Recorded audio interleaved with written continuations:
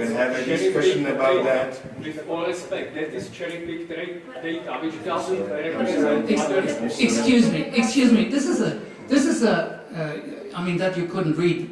This year's report is normal. It came out yesterday, so you would be a very fast reader and amazing.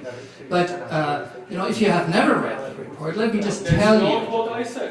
This report from IPCC, from the this report. from the EC, from Union. Excuse me. Would you let me finish? We're getting into a problem. Okay. We're getting into a problem because it's not. You misunderstand this whole thing here. This is not a discussion between you and me. Right? I mean, there's other people, and so we have to obey to certain rules of discussion, okay? So, I'm replying to the first thing, because I was talking about India, that new solar is competing with existing coal. I've been talking about solar plus storage in the American context, but you haven't been listening precisely enough. I was talking about India, and I said precisely that new photovoltaic is competing with coal. Now, if you had looked at one of our reports, you would know that there is no other report out there, and Mr. Wagner he reads our report every year, as far as I know. He can confirm that it's extremely well referenced. There is hardly any number in there that is not referenced. So I mean, it's part of the job we're trying to do is to be extremely precise in the reference. Okay, thank you. Let's That means because my name was said this. Wait a second. I'm sorry. There were two other people over there. Okay, can I send the microphone? Can we get some water? Yes. Já bych vás jenom poprosila, abyste to drželi na normální diskuze, protože to téma je hodně kontroverzní. Máme tady lidi, kteří mají různý názory, tak to respektujme a diskutujme spolu slušně. Good evening. First of all, thank you for your presentation and thank you for your work. My name is Ondřej and I'm a chemistry student in Charles University. And I would like to have a question regarding the slide that was called, I believe, Selected Historical Mean Cost. If it would be possible to go back to that slide. LCOE? You mean the LCOE? The cost, how the cost decreased over time. Yes, exactly. And I would like to have a question whether these costs reflect investment into grid, and you also mentioned it reflects investment into storage, but in current situation it's almost non-existent. So whether it is predicting future storage or how is it managed? Thank you. These are delivered. These are levelized costs of energy in a comparable manner. So it's output of at the site border of the facilities, one technology compared with the other. These are not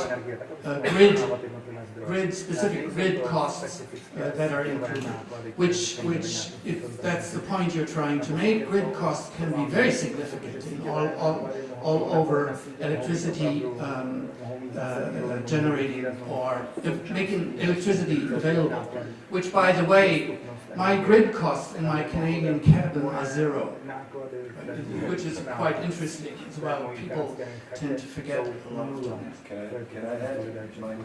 Can I add to this point, because occasionally I do have the figures from other sources. This is laser estimates, and I have this from this Bloomberg New Energy Finance. It's the same period, last 10 years, and Bloomberg saying that PV, and I can send you this learning curve, and it's in fact linear, which shows that PV dropped by 85%, here it's 88%, wind fall by 49%, and battery storage 85%, so it is comparable. Yeah? So this storage means battery storage. So, and as I mentioned, these are the three main driving forces of the change of the energy system in the world. And just to add, the expectations of the share of renewable electricity by 2050 is 87% in the EU, 55% in the US, 62% in China, 75% in India, and there is no nukes there. Let's go to another question. There was some, I think the gentleman... Just a second, because in this context I struggle to explain why in California, for example, the increase of electricity cost compared to the rest of the USA is 5 times higher, and also electricity cost in Germany is also 2 times the cost in France. So I'm wondering, it should be clear by now that we cannot do without renewables. But my question is, wouldn't that be better to combine both nuclear and renewable? Because, as you said, we need to get as much as we can, as fast as we can, plus over from 1987, the total investment into nuclear and solar and wind was $1.8 trillion into nuclear and $2 trillion into solar and wind, while nuclear energy managed to increase non-carbon production by 6%, while renewables by 3%. And I'm not saying renewables are bad, not at all, but if the combination wouldn't be smarter, because Germany is decreasing their nuclear reactors, but their electricity production is much more dirty than that of France. So if you could comment on that, please.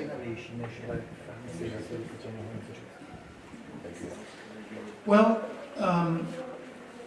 there were quite a number of figures in there which I'm not so sure about. I'm very sure about certain numbers.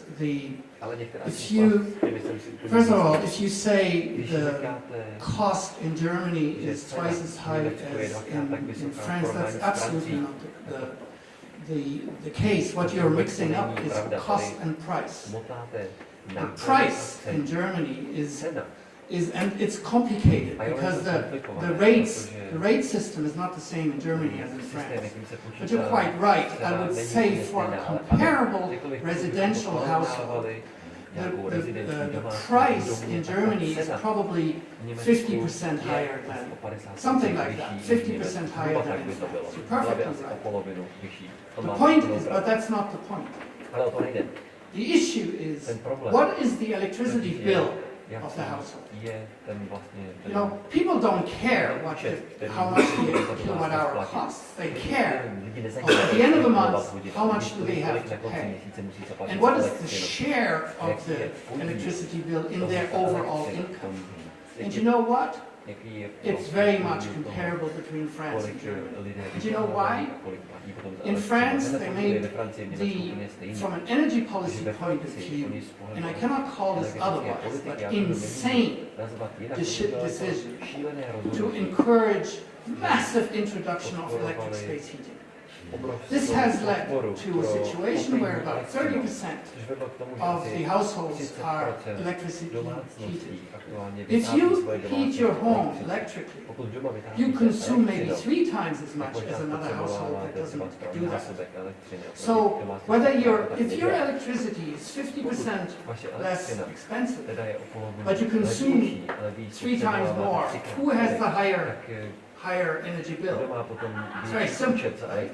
And the electricity heating system is very costly. It's the most costly one, including in France. And by the way, it's peak load, so you need it in the winter. And nuclear power is not peak, right? So the share of nuclear power in electric heating is relatively limited. It's a huge problem. You know what happens when the thermometer falls 1 degree in France? The need for capacity increases by 2,000 megawatts. So can you imagine? I mean, there's nights where the thermometer falls 10 degrees. So you need 20,000 megawatts more. That is precisely the reason why France is a net importer of electricity from Germany, not the other. That's part of the myth, right? So the Germans can't phase out nuclear power, it's easy because they import French nuclear power. I don't know how often I've heard this, but it's just factually wrong. It's the other way around. And one of the reasons is that the cost of electricity generation in Germany is extremely cheap, you know, and all the more with the increasing share of renewables. Now, Can you compare new renewable energy capacities and projection to the phase out of nuclear in Germany? Because this is also one moment. yeah, this is There are a lot of exactly misunderstandings. this is exactly what we do. So we compare every year since Fukushima happened. We look at the system development of the German power system, and it's quite fascinating. You see the progressive reduction of nuclear power generation reduced the output of nuclear power plants by 64.5 terawatt hours, a billion kilowatt hours. The increase in renewable output, this is only the incremental increase, is 121. That's not very complicated, it's almost twice as much. So it's vastly overcompensated. But what I find, you know, quite amazing is that the consumption decreased by 20 terawatt hours. In my opinion, far from the objective, like they need to decrease consumption by much more than 20 terawatt hours, but still, they stopped. For 20 years it was a big problem that the buildup of the renewables output was basically absorbed by an increased consumption. Very bad policy.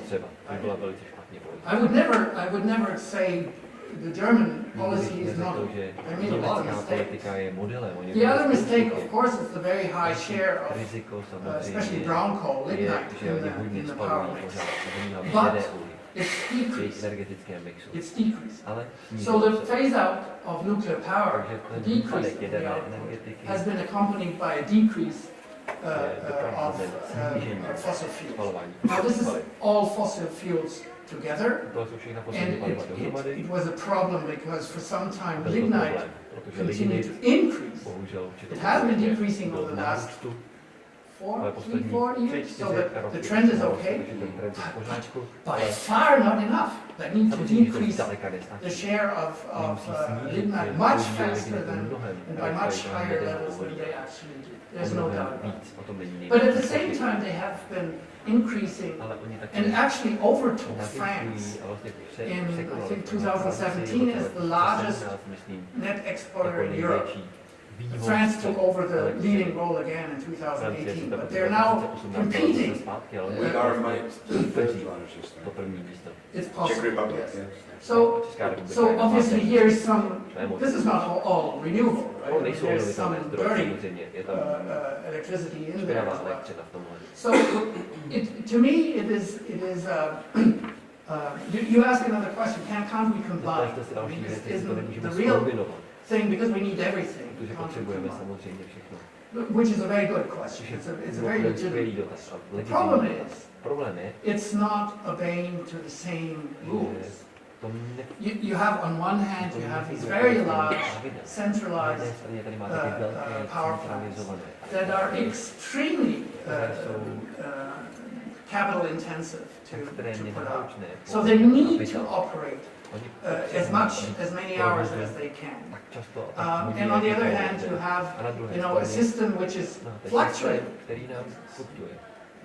So it's very difficult to combine both, because de facto, in a country like Germany, now solar and wind often cover way over half of the consumption alone. Just wind and but it goes like this. It's only for a few hours, and then it's more or less. So the key word becomes flexibility. What provides flexibility in the system? And if that is the key challenge, nuclear power is exactly the opposite. It's not flexible at all. What they do as what they call load following in France, which is like going like this in about 5% margin of production, that's some flexibility. It's controversial what the impact is on the facility, because there's no bill for that at all. You want to have a stable production. But it doesn't solve that issue at all. So we need other things. We need demand response.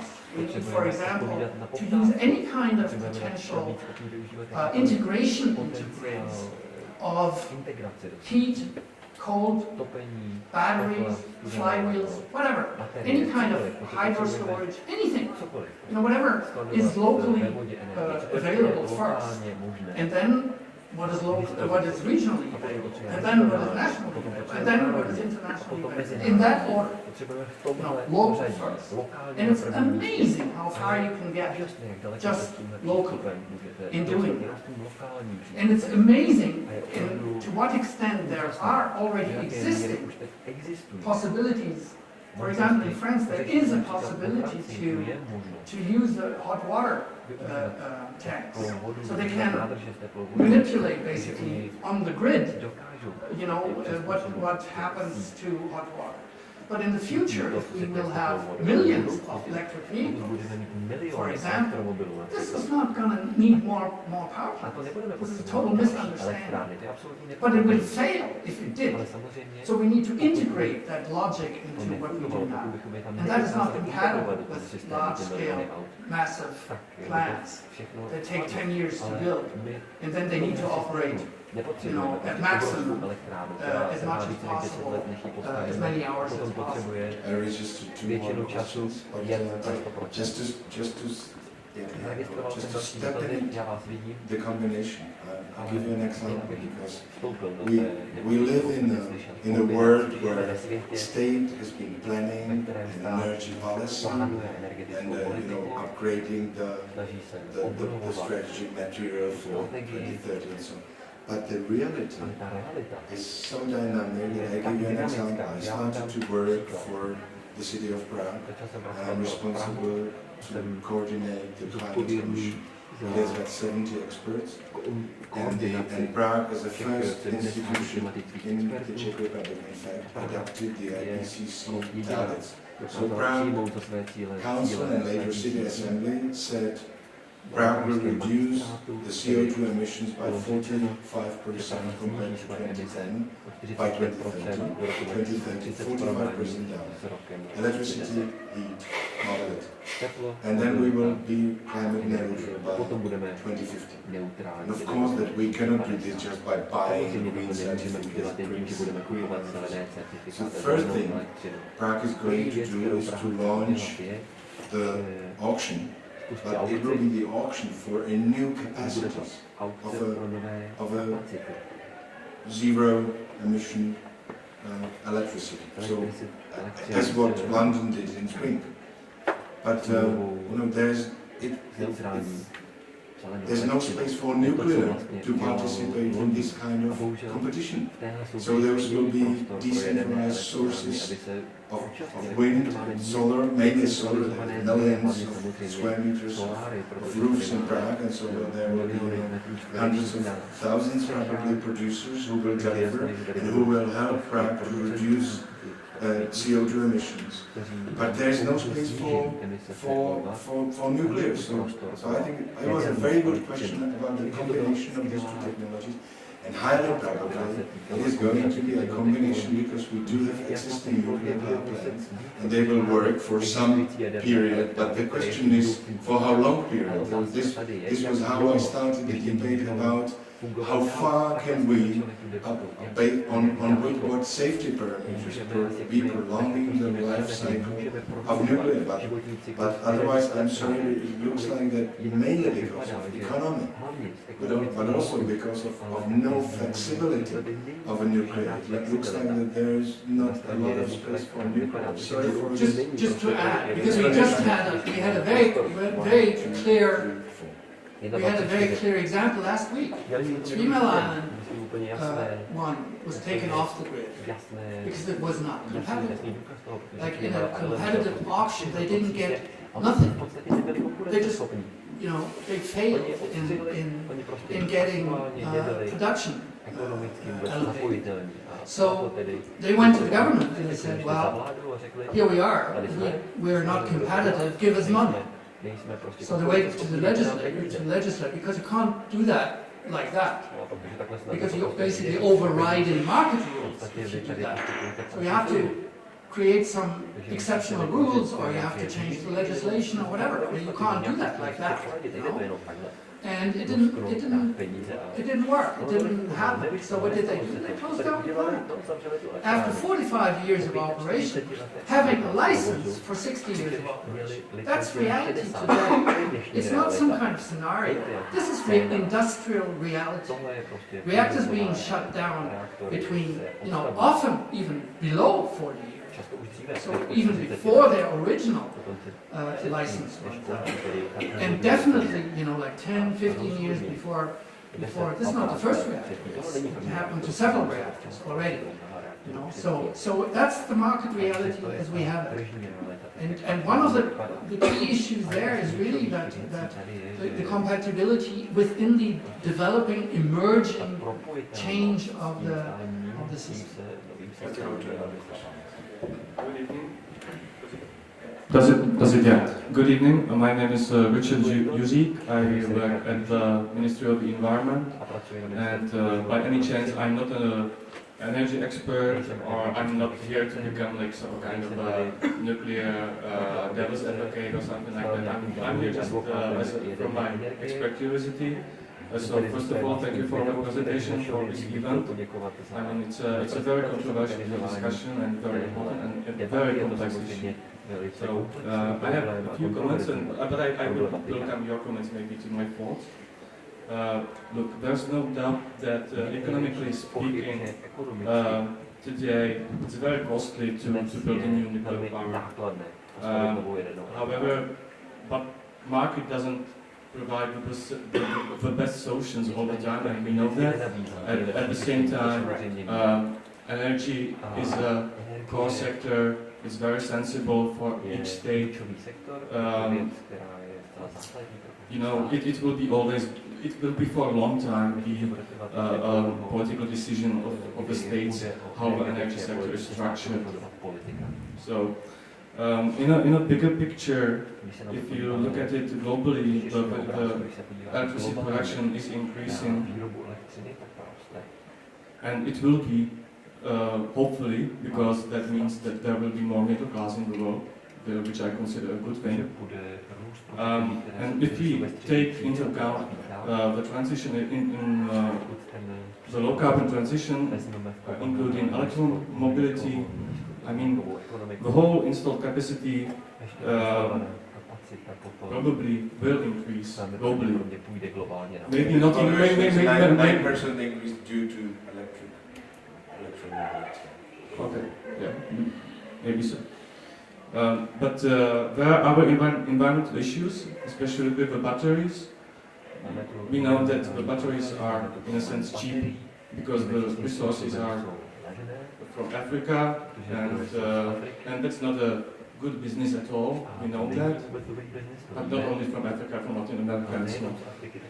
And also in EU, there's this vision of natural gas being a transition part of a low carbon transition, phasing out coal, and meanwhile, while we're not able to make this decentralized grid and the renewables and dealing with the issues connected with that, using natural gas, which is again a geopolitical problem with Russia. And my last comment is, my thought, there's some talk about small nuclear reactors, and we know that the technological progress that happens, the renewables are starting out because we supported them. Like you have this Malthusian vision or a progressive vision. The Malthusian vision tells you that you take a very conservative assumptions about the future development, and then you conclude something out of it, or you have a progressive vision which counts with technological progress, with the progress of the society and the ability of people inventing new things. Thank you. We will share the answers, and if I may ask other people on our list, please, could you just ask one or two questions, not four, but wait a second, we will answer this and then you can. On the world increase, there's absolutely no doubt that electricity, the share of electricity needs to increase. Not only the production, I mean, it's the ratio needs to increase. So the share of electricity within final energy needs to increase. There's no doubt about that. Absolutely, this is very clear. And electricity will probably take over a dominant part of heating gas. But that is my one, actually. So we totally agree. The question is how to deal with that.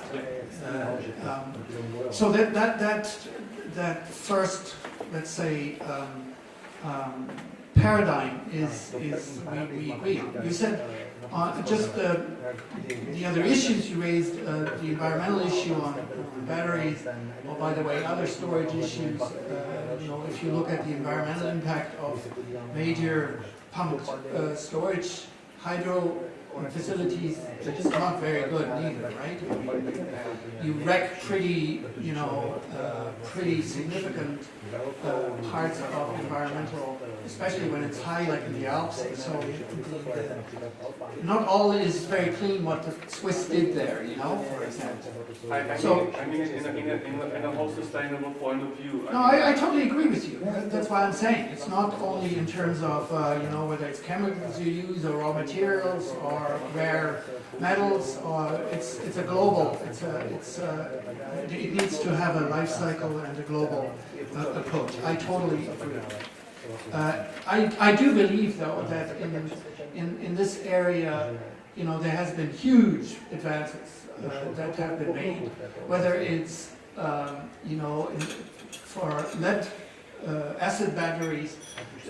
Today the market and the capacities of recycling, so the kind of you know, functioning system, not the fake systems, where people took back batteries and then nobody knew where they went, right? Or they were sent to China or whatever, or India.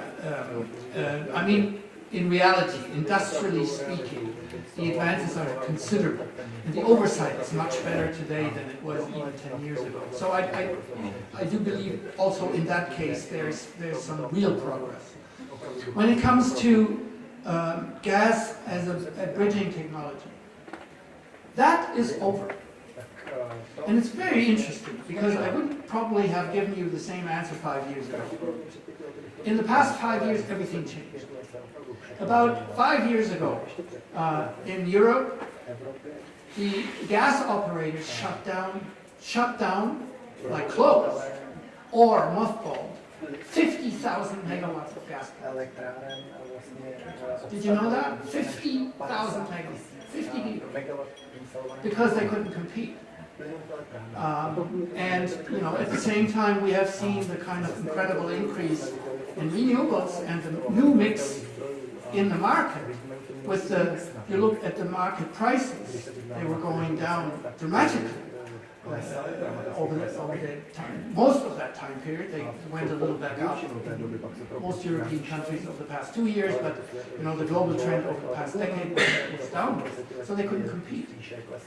And the big problem is, if you put yourself into the logic of combining, which is actually an additional point to what was raised earlier, is you create infrastructure for decades. You don't create infrastructure for, you know, for an intermediate period. It's just not true. It's going to be sunk investment that's going to be there for decades. So the question is, what do you do then with it? It's like what happened in China. In China, they overbuilt coal-fired power plants dramatically. So they have now load factors that are so low, they actually have new coal-fired power plants that don't work because they overbuilt.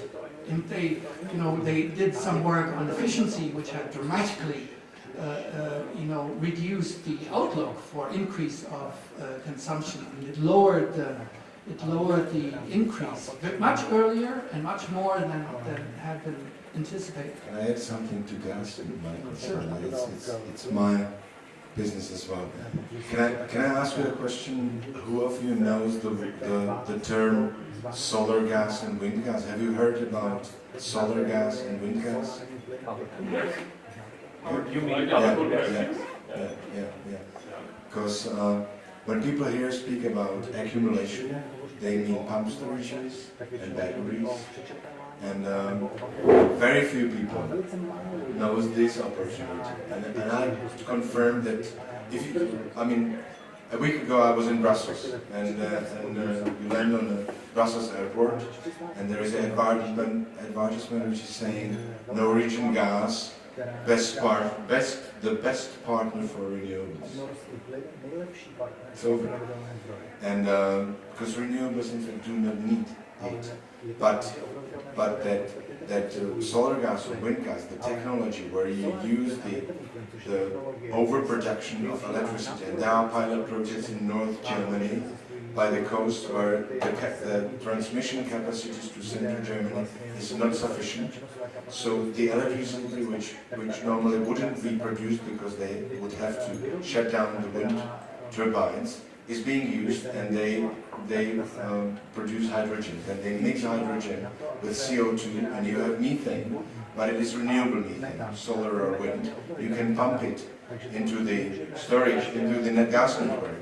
And we have the very similar plan for Prague, because in Prague you have the wastewater treatment facility, where first it delivers warmer water to the Vltava River at the end of the cycle, and the warmer water is not being used for heating and cooling, and it can be.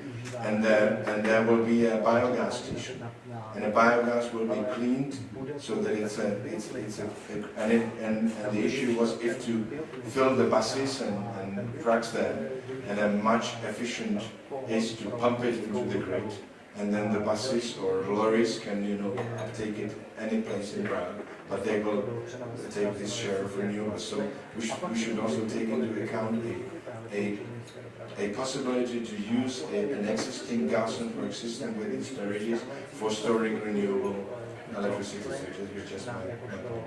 You have one other?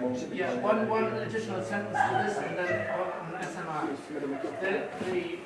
Microphone, please. Oh, I'm sorry. I'm going to China at least once a year, and it's very interesting what happens in China. I mean, you see the kind of systems where they've been building everything, right? So, but on the renewable energy side, what I found most fascinating at the latest conference, it's called International Forum for Clean Energy, which includes, in the Chinese view, also large dams and nuclear and everything. So, but the renewable energy people, a lot of them, by the way, are in the nuclear companies now. CGN, as a nuclear player, is a big-time renewable energy investor and builder and operator. But what they do is they create hybrid plants. So they create in one system, for example, a pumped storage system that they operate with a solar farm. And they just operate it like this, and they have these interactive illustrations where you see just one going up and one going down. So the whole idea is to be complementary, and it's perfectly in line with what I was trying to say earlier. Is like this flexibility. It just increases the flexibility, and we need to think like that. Not only in terms of a national grid, these large grids, but locally. You can have a complementary approach. Go to Sydney. Look at what Sydney does. I encourage everybody to look at Sydney. It's fascinating. A lot of what they do in Sydney is tri-generation. So they do heat, cold, and electricity at the same time. And I'll leave it at that, otherwise I get into And wind and solar, naturally, physically, they are, you know, compatible, night and day. The question on SMRs, small modular reactors, it's fascinating because we always get this question. So we had 6 years ago, we wrote a chapter on SMRs, and we did an analysis, and we thought, well, it's not so much to tell. I mean, it's not, you know, there's not many projects, and the projects that are ongoing, like you might have heard of the floating reactors, the Russians have been shipping recently. There's the Argentinians building, the Chinese building, but the basic information there is that the Russians, it took them 3 times as long as originally planned. Obviously, the budget, we have no idea. We don't know what it costs. You know, I mean, the access to information there is pretty limited. But if it takes 3 times as much, usually the price goes up very significantly because financing costs are crucial for these large projects. So we did another, because people keep asking, we did an update 2 years ago, and we didn't find much. We did an update this year and I invite you to have a look at the chapter. But the basic outcome is very similar. There is now one design under a licensing procedure in the United States. That's all. There is no design licensed anymore. Now, if you look back, and I'm not into crystal ball analysis. I like empirical analysis. So I don't know what will happen, but I can tell you exactly what happened in the past. And if you look the story of the third generation, so-called third generation reactors, they came out of the Chernobyl disaster. After that happened, people, you know, builders, regulators, governmental authorities said, we need to build a safer reactor type. So the design, you know, there were all kinds of designs, and if you look like the European design by the 2 major builders, the Germans and the French, well, none is in operation yet in Europe. None. And we're now 32 years. Yeah, and Hinkley Point C, they're under construction, but none is in operation. 2 are operating in China, and even in China it took them twice as long as planned. We have the precise analysis all in the report. So what do we see? We see that, you know, these ideas of small modular reactors, just as an idea that tomorrow morning we will build these things in series, it's just not gonna happen. Because we know, first of all, there's no licensed designs. We know how licensing procedures work. They have a standard time. You cannot just say, okay, we do it like rush through or whatever. So in that is the period when they realize what kind of problems they have, because they go through detailed engineering. And the other key problem you realize is that, you know, when they designed the EPR, they made it bigger and bigger to get the economies of scale effect. There was actually even a 2,000 megawatt design at some point for the EPR, before they said, well, maybe that's too big. So they went to 1,650. For the most advanced SMR project that has ever been pushed, that was the Pebble-Bed modular reactor in South Africa. Very seriously, publicly supported, subsidized, etc. They just pulled the plug. They pulled the plug. They even took down the website. There is nothing anymore. And I talked in a closed session. I talked to the former director of the entire project in South Africa. He's now working at a bank. He's a banker. And he said, there's just no way this would go anywhere. I mean, the Westinghouse boss said, it's not that I have a major problem with the technology, but there are no clients.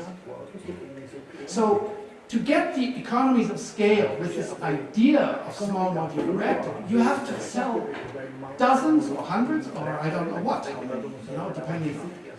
And in South Africa, what happened was this thing became bigger and bigger. So it was 100 megawatts in the beginning, but they couldn't calculate it. It didn't make any economic sense. So it became 200, 300. At the end, it was 400 megawatts. Is that still small? I don't know. But they're running basically into exactly the identical problems as the other reactor types. I think that time is a killing factor for these you know, ideas because we need the clean energy and electricity now. And you know, the targets are so tough.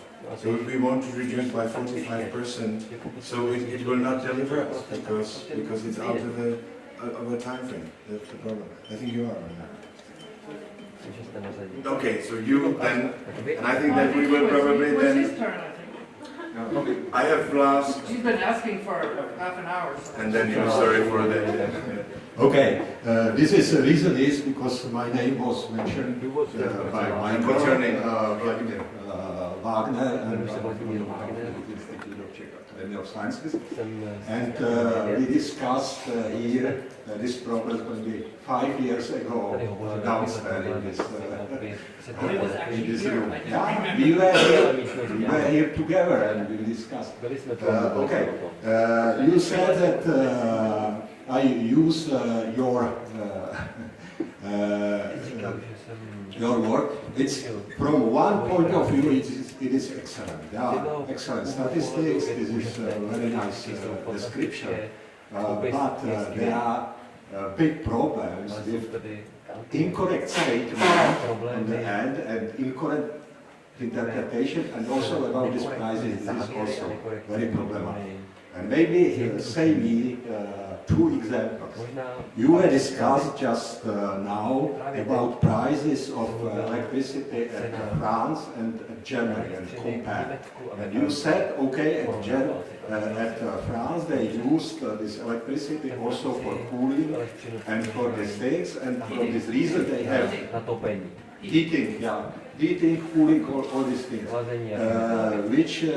for which it's Germany used something other, for example, gas, coal, or other. And now you compare prices for electricity at France for family with prices at Germany for electricity without this gas, coal, which is used for this heating. And also it's necessary to state that, okay, from this reason, because heating is used electricity at France, they have this environment is better, and also CO2 is not produced also by heating. This is different at Germany. Yeah? That means it is very incorrect. It's necessary to compare all sides. And maybe second example, you discussed the situation of Rosatom. And you said that Mochovce, the nuclear power station, which is from Rosatom, but it is not complete. This is not true, because this Mochovce, it was closed at 89. And after that it was stopped, and after that it was started by another company. It was not Rosatom. And also compare reactors which were stopped in the times of 86, 89, and after that 20 years it was nothing was done, and after that started, and you make mean value of this, it's also completely incorrect, because if you will look on third generation reactors in Russia, you will obtain completely different value. It is about 10 years or something like that. If you will look, for example, and there are many such incorrect statements. No, we did the. Die. Okay. you know the report, and you know that we assess reactor by reactor, year by year. You know this. You know the report in detail. So you know precisely that it's I said there are no between us. There are no difference in day. Mochovce was started with this point, but I said that this is completely incorrect interpretation. For example, for the situation of Rosatom. Yeah?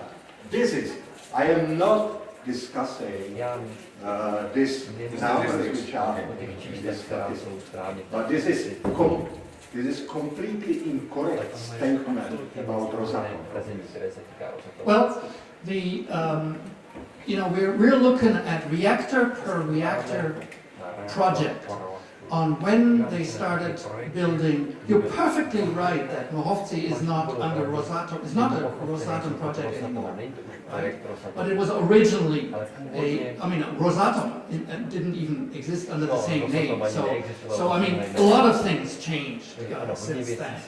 But the point is that we have seen in the past, especially in Russia and in the United States, projects that were begun over 30 years ago, or in the US case, over 40 years ago, begun, even if there's a stop at some point for 10 years or 20 years or for how long, they were begun, and it's crucial. Because it's why don't they build a new reactor with a new design, with a new reactor basement, new foundation, everything new, because it's based on the original design, even if it's improved. Overall, if you look at the average construction time, of the reactors that were connected, the average construction time is over 22 years. So I was always, I think that the quickest, the fastest what they did is 8 years. That's the fastest what they did. Better, they never made anything better than 8 years at home.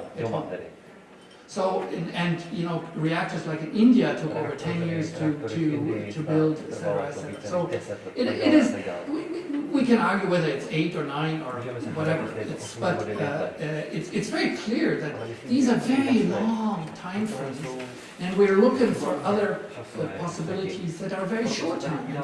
Time is of the essence. Project Martin preparation, bidding, construction. Time is of the And essence. put these years together, and where are we? If you take 10 years in an average, then you have project preparation, environmental impact assessment, Time is of the essence. tender for the company who delivers. So where are we? We are 15, 18, maybe 20 years. And it's 2019. So where are we then? You see, we make an assessment every year. We look at how many nuclear reactors, how much capacity has to be built. If we take into account all lifetime extensions that are licensed. So, for example, a plant like 3 Mile Island, we have that in the scenario still operating for 15 years, right? Although it's now shut down. So we consider all the guaranteed lifetime. The rough estimate, the rough order of magnitude, the precise figures are in the report. We would need to build, the industry would need to build, in order to maintain the current level, is roughly 3 times as much as what they have built in the past 10 years. So I'm only saying, I don't know what the industry will be able to do, but I know exactly what they were not able to do in the past. So if the industry says, oh, we can cope with that, we can build 3 times more, fine, but they have to come up with some evidence, because the evidence is not in the history. There's absolutely no evidence whatsoever. So that's the only thing. I mean, I say, evidence. I'm into evidence-based analysis, so and the history speaks for itself. So if people come up with other conclusions, then there needs to be some flesh to the bone. The bone is not enough. I should apologize. We were planning to have a debate for 1.5 hours, and we are all 1:50 already. So sorry for that, but you're asking questions. It's fine. But I think it's. I will let you to ask the question, and then we continue. I'll be very. I'll be then very with one huge thing. Hello, I'm Teraj. I'm just a citizen. So do we. With normal technologies are getting cheaper over time. Why is different for nuclear? Is it only because of the security are different, or are there any other? Very good question. We call it a negative learning curve. An Austrian analyst has called it forgetting by doing. Opposite to learning by doing. But you're perfectly right. It's a very strange phenomenon, right? I mean, technology history has always shown decreasing specific costs. It's logical because you learn. But the history of nuclear power is not a history like of just mass producing something where you can integrate by and by the learning. The number of reactors that have been built around the planet have been started to be built, because all of them have not been finished, is something like 750 reactors, if my memory is correct. That's a very small number if you think about it. To integrate, your experience, the learning curve. If you mass produce, thousands or millions of the same product, you can integrate all the time. Where you can save money and where you can make it more efficient. It's a little bit like, in agriculture, the learning is basically annual, right? It's a slow process in order to develop and change and modify. So that's one of the reasons. The second reason is this world is dramatically different from what it was 50 years ago. The reactor fleets that have been built in the 60s and 70s in the United States, in the United Kingdom, and in the 1980s mainly in France, for example. It was very fast. They built them it's incredible how fast they actually built these things. It's even China now has been relatively fast. But, so what existed was like a very large skilled workforce, right? And these workforces were national. Right? I mean, in the US they had their US based teams, highly skilled, from the cement worker to the manager, project manager. And they moved them from project to project. So there was kind of a learning curve in doing this, but they also had to cope in that process with increasing demands. So, I mean, it was just not possible anymore from a certain point on to build a reactor without a containment. I mean, if we use the containment as the idea of with a certain resistance, for example, for plane crash, that's technical how you define it. But from a perception and from an acceptance point of view, it was not possible anymore. So that increased, so the request increased over time. And then there came, as you have seen, there came this big flat no movement. So no construction in Europe for 15 years. No teams, no managers, no welders, no cement workers. And then they start building. And they realize that They don't have the people in the country. So what do? They import.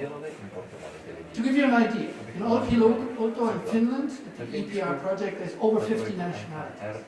50. Can you imagine the mess? In France, when they started Flamanville 3 to build, I thought the French get that done, right? I mean, they have enough trade, dreamland. They have the people to do that. A third of the workforce is foreign. A third. So there were even, situations where the safety authorities intervened because they realized that a team boss, somebody who was responsible for other people, could not communicate. Because that's the Finnish. He was Italian and he was directing Polish and Portuguese cement workers and couldn't really communicate. So how do you control somebody that you can't communicate? But even just think about this, like Polish guy with a Portuguese guy, they make the cement according to technical specifications for nuclear foundations. They're very specific. They're not, it's not like ordinary garage cement. So there's a real problem to get this done in an appropriate manner. Already for the simple communication issue. I'm not saying this is the key, but I'm saying it's one of the issues where today's world is dramatically different from it was, a few decades ago. And this is one of the factors. There's others. Like there's, for example, the fact that the engineering is not finished before they start building. Because all these, to gain time. So they start building, and then they finish the engineering and realize they have to reduce stuff, because the final engineering is different from what they thought. So all of this leads to quality issues. So the execution doesn't correspond to technical specifications as they are in the books. So you can look around. All of these delays, 90% of them, or whatever, I'm just throwing out a figure, are linked to quality and quality control issues. And where they thought, the third generation, for example, in the American model, the Westinghouse design, the idea was to copy what they do in the naval industry, where they fabricate components. It's like a modular construction style. And they wanted to copy that for the nuclear industry because they thought that makes it easier, faster, but they realized that they moved the problems basically from the construction side to the factories, to the manufacturing facilities. And so they ended up, for example, in China with pumps, primary pumps, that didn't work, that they had shipped because the problems were in the factory, they weren't at the site. So it didn't solve it. How can this mass compute to wind or solar? Imagine, the simplicity. It is the company Vestas or others who are responsible for the concrete construction. It's so easy. So all these issues aren't there at all. It's just about the process of getting the approval. Technology is there. It's so simple, and I think this is the reason why the curves looks like this, and why the investment costs and operating costs are as they are. It's too difficult.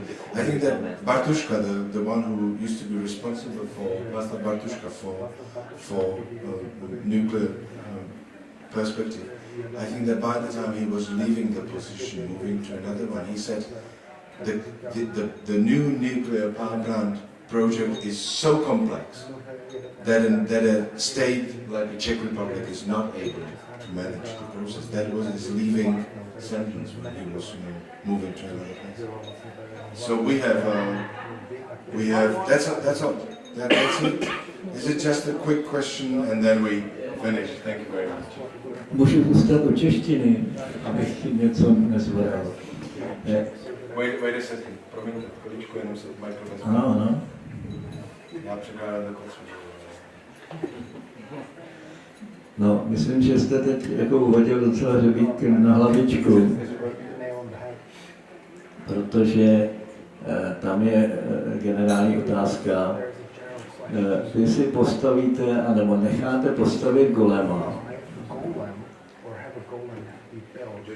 ale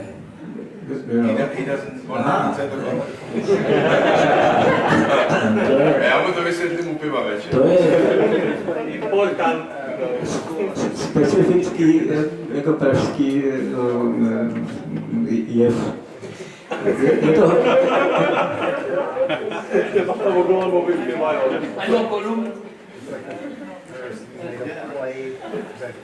Je to muž z hlíny, který je veliký, silný a funguje na povel šému, což je kulička, která se vkládá mezi oči toho golema. A vy si takového golema, obrazně teda tu jedeme elektrárnu, obrovsky komplexní, v podstatě jako poskytující, nebo která by měla poskytovat velkou